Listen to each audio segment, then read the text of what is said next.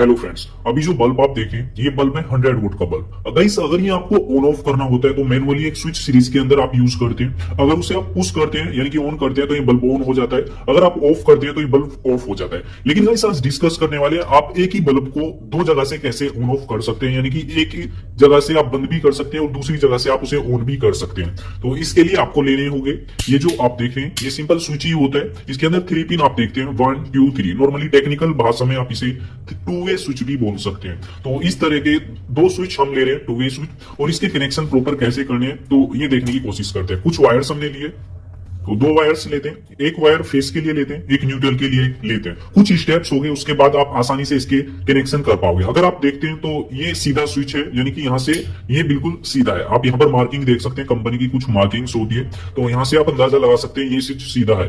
तो इस तरह से आपको ये रख लेना गाइस, इस तरह से। सबसे पहले कनेक्शन करते हैं फेस के लिए, यानी कि इन दो पिंस को, यानी कि दोनों ऊपर वाली पिंस को आपको शॉर्ट कर देना है, यानी कि एक वायर के माध्यम से कनेक्ट कर देना है। ये अच्छे से स्क्रू ड्राइवर की हेल्प से आपको फिट कर देना है।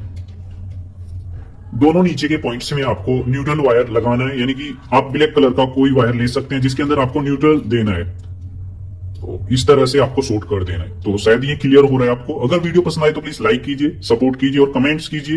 अगर आपके पास कोई क्वेश्चन है तो उसका रिप्लाई देने की कोशिश हम जरूर करेंगे। तो अभी यहाँ पर आप देखें इस तरह से इसके अंदर कनेक्शन हो चुके हैं।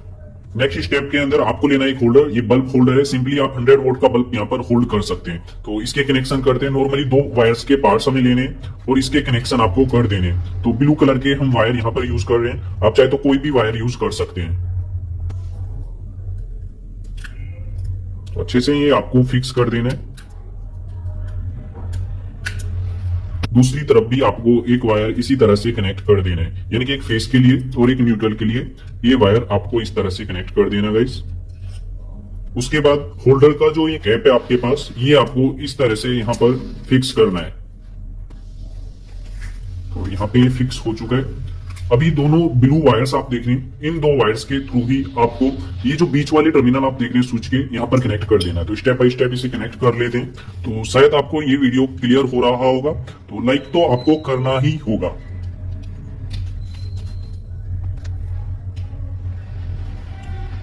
काफी अच्छे से ये कनेक्शन आपको करने हैं। अभी इस साइड भी ये कनेक्शन आपको कर देने हैं। इस तरह से ये फिक्स हो चुका है, तो शायद क्लियर हो रहा है। और ये बल्ब इसके अंदर होल्ड करने की कोशिश करते हैं। तो बल्ब भी होल्ड हो चुका है। अभी इसके अंदर बारी है पावर देने के लिए। एसी पावर देने के लिए 2 वायर्स आपको चाहिए। तो ये वायर्स आपको, जो ब्लैक वायर है ये न्यूट्रल की तरह हम यूज कर रहे हैं, तो इस ब्लैक वायर में ही आपको कनेक्ट कर देनी है। देन उसके बाद ये अच्छे से फिक्स कर देना है। अभी पॉजिटिव वायर लेते हैं, यानी कि फेस के लिए। तो फेस वायर आपको रेड वायर में कनेक्ट कर देना है, किसी भी साइड आप कर सकते हैं।